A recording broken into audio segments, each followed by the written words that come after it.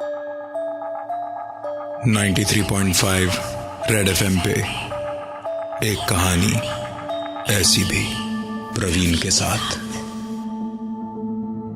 एक कहानी ऐसी भी कि आज की कहानी हमें शहर कोलकाता के बागुईहाटी में रहने वाली तापोशी रॉय चौधरी ने करीबन एक सप्ताह पहले बताई, जो आज से 17 साल पहले की घटना है।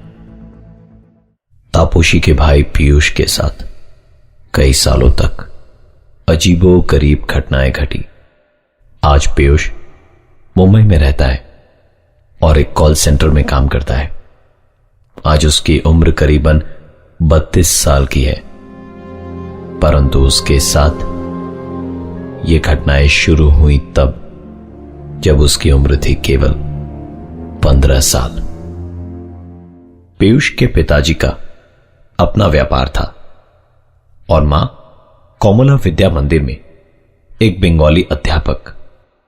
ख्यालातों के हिसाब से वो काफी आधुनिक थे, इसलिए पहले पहले पीयूष की परेशानी को उन्होंने उसके वहम का नाम दिया, परंतु धीरे धीरे उनको भी यकीन होता गया कि पीयूष की बातों में सच्चाई है।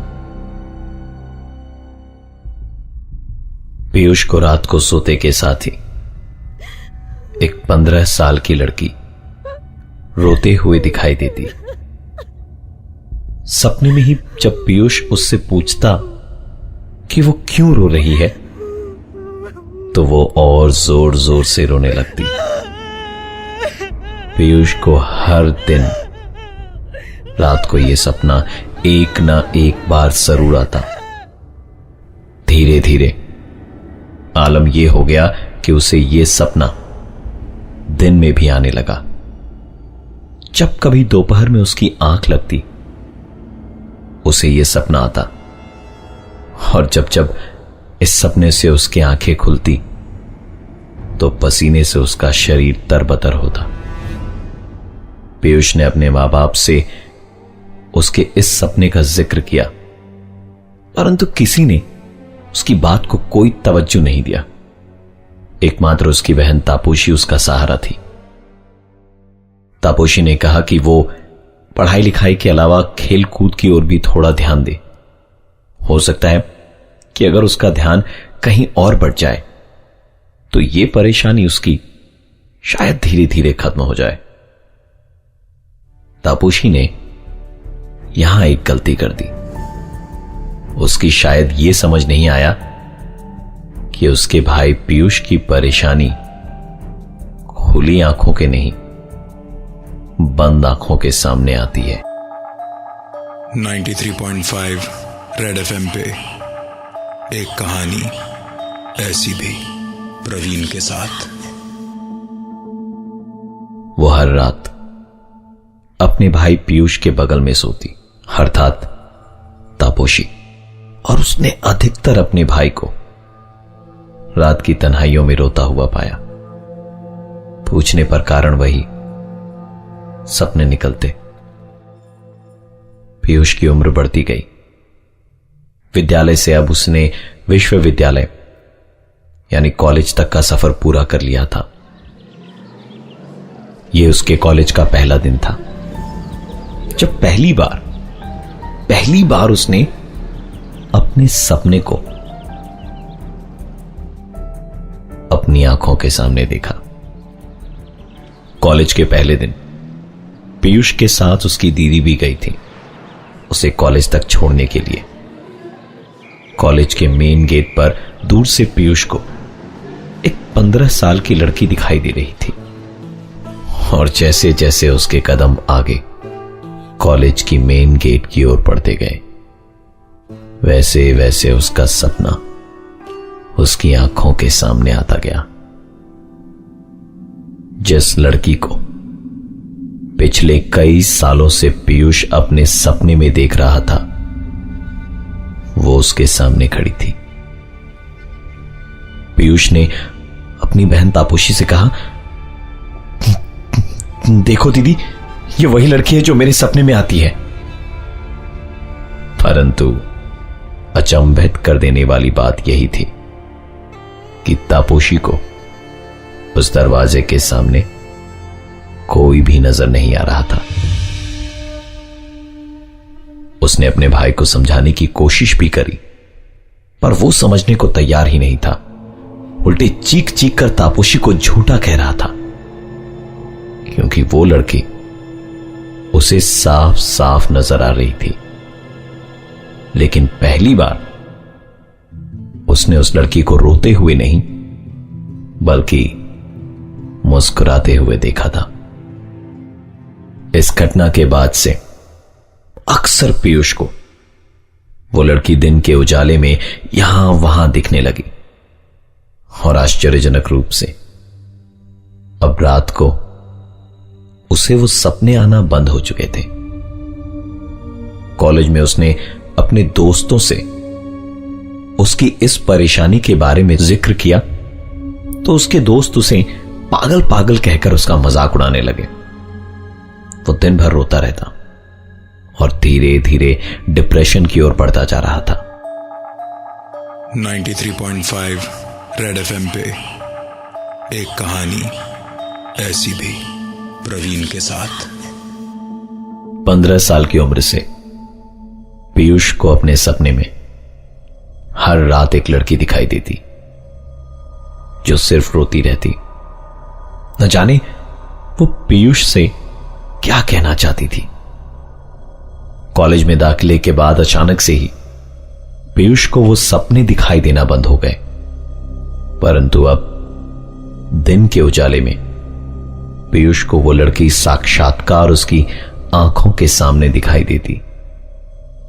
परंतु आश्चर्यजनक रूप से और कोई भी उस लड़की को नहीं देख पाता। धीरे धीरे पीयूष पागलपन की ओर खींचा चला जा रहा था। उसके इन हालात में उसकी मुलाकात हुई रीता नाम की एक लड़की के साथ।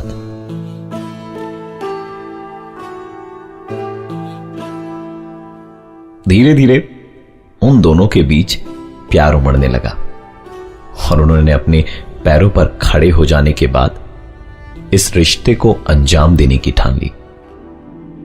पीयूष की इस बेरंग जिंदगी में खुशी का एकमात्र सहारा रीता ही थी।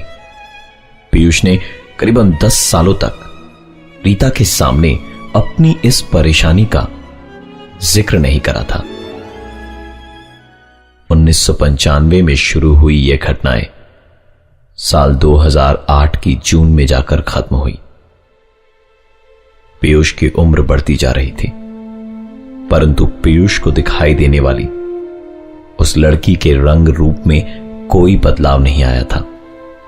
पीयूष अब इन बातों को धीरे धीरे भुलाना चाहता था, परंतु उस लड़की का उसे यूं दिखने के पीछे राज क्या था। बंगाली शादियों में शादी से पहले आशीर्वाद की एक रस्म होती है। आशीर्वाद की इस रस्म के बाद परिवार वालों की रजामंदी से शादी से पहले पीयूष और रीता एक दूसरे के साथ कुछ समय बिताने के लिए नैनीताल गए। पीयूष और रीता उस दिन शाम को घूमने के लिए निकले। वो दोनों पहाड़ी की एक चोटी पर पहुंचने के लिए ऊपर की ओर चले जा रहे थे ताकि वो वहां से सूर्यास्त के खूबसूरत नजारे को देख सके और अपने कैमरे में प्यार के उन हसीन पलों को कैद कर सके। उनके साथ एक बाइनोकुलर भी था जो पीयूष ने अपने हाथों में ले रखा था। पहाड़ पर ऊपर की ओर चढ़ाई करते वक्त पीयूष ने ऊपर से एक परिवार को नीचे की ओर उतरते देखा और आश्चर्यजनक रूप से उस परिवार के ठीक सामने चल रही थी वही 15 साल की बच्ची जिसे वो अक्सर अपनी आंखों के सामने देखा करता था।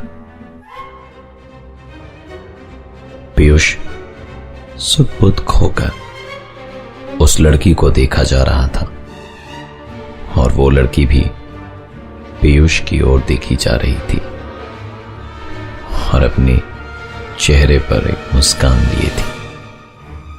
न जाने पीयूष को अचानक से क्या हुआ।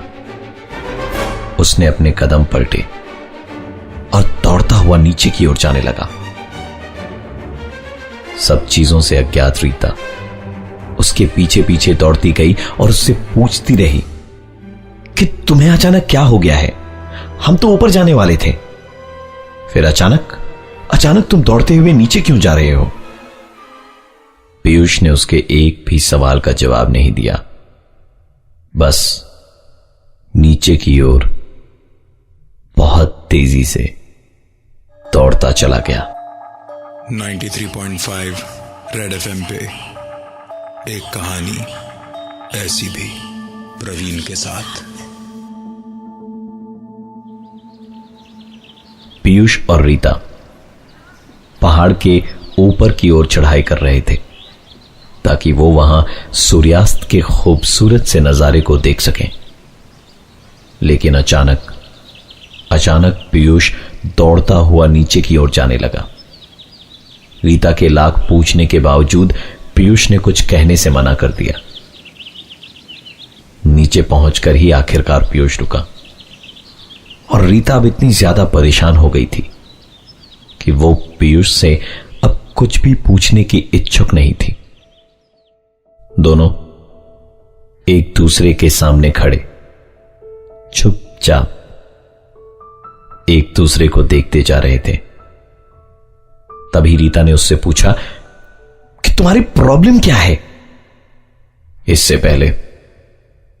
पहले कि पीयूष रीता को कोई जवाब दे पाता, किसी ने पीछे से पीयूष को छूते हुए उसे बुलाया। पलट उस लड़की पर चिल्लाता हुआ पूछ रहा था, क्यों परेशान कर रहे हो? क्यों मेरे पीछे पीछे आती रहती हो? उसकी सभी बातों को सुनने के बाद उस लड़की ने कहा, अंकल आपका बाइनोकुलर गिर गया था। बाइनोकुलर लेकर पीयूष ने एक बार रीता की तरफ देखा। रीता उसे अजीब सी नजरों से देख रही थी। फिर पीयूष वापस उस लड़की की तरफ पलटा जो अब वहां थी ही नहीं। उसने रीता से पूछा, क्या तुमने उस लड़की को देखा? तो रीता उस पर चिल्लाती हुई कहने लगी, तुम क्या पागलों की तरह बात कर रहे हो? किस लड़की की बात कर रहे हो? मैंने तो किसी को भी यहां नहीं देखा। पीयूष को लग रहा था कि रीता उससे झूठ बोल रही है। आज पहली बार पीयूष ने उस लड़की की आवाज भी सुनी थी। उसे यकीन था कि उसने उसी लड़की को देखा जो उसके सपने में आती थी और जो उसे वहां दिखाई देती थी। रीता पीयूष पर बहुत गुस्सा थी। उसे समझाने के लिए पीयूष ने अपनी जिंदगी का सबसे बड़ा राज बताया। रीता को उसकी बातों पर जरा सा भी विश्वास नहीं हो रहा था। उसने पीयूष की बहन तापोशी से बात करी और तब जाकर उसे यकीन आया कि पीयूष सच बोल रहा था। सच जानने के बाद भी दोनों के बीच मनमुटाव बने रहे, क्योंकि यह सच छुपाने के लिए रीता उसे कभी माफ नहीं कर सकती थी। झगड़ते झगड़ते रात काफी हो गई थी और दोनों सोने चले गए। यह रात पीयूष के लिए आखिरी रात थी उसके सपनों के हिसाब से। इस रात पीयूष को एक बार और सपना आया जहां उस लड़की ने उससे कहा कि शायद तुम मुझे नहीं पहचान पा रहे हो। यह बात आज से 40 साल पुरानी है। आपने मेरी और मेरी मां की संपत्ति हड़पने के लिए हमारा खून कर दिया था। पिछले जन्म में आप मेरे पिता थे। आपको देखकर कभी मुझे डर से रोना आता था तो कभी आपकी हालत देखकर हंसी। बस इसके साथ ही उसका ये सपना खत्म हो गया और पीयूष की नींद टूट गई। उस दिन के बाद पीयूष ने दोबारा कभी उस लड़की को अपने सपने में नहीं देखा। मैं हूं प्रवीण और ये थी आज की एक कहानी ऐसी भी। 93.5 रेड एफएम पे एक कहानी ऐसी भी, प्रवीण के साथ।